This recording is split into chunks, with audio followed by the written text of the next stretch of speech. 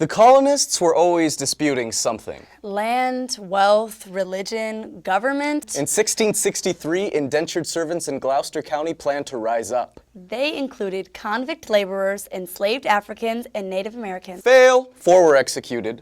In 1676, 100 years before the Revolution, former indentured servants in Virginia, Both white and black. were furious. The only land they could get was crummy land from the settlements. They didn't lash out at the wealthy landowners. They found scapegoats in local Native Americans. A young plantation owner named Nathaniel Bacon led attacks against the Indians. Then they marched on Jamestown and burned it to the ground. Fail. Bacon died of dysentery before they could hang him. The next year, the governor of North Carolina was overthrown by a group of tobacco farmers who were angry about the British Navigation Acts. England had outlawed trade with other countries and overtaxed tobacco. One rebel, John Culpeper, took a boat to England. He argued the farmers' case and won. England named one of the rebel leaders as a new governor. Not fail.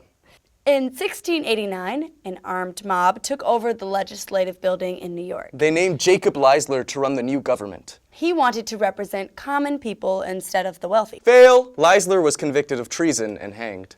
That same year in Boston, rebels rose against the all-powerful governor of New England. He had imposed new taxes and abolished town meetings, He also promoted the Church of England, which made the Puritans mad. but the English crown removed the governor. Another not fail. In North Carolina, thousands of settlers banded together as the regulators to drive off corrupt tax collectors. They formed their own government.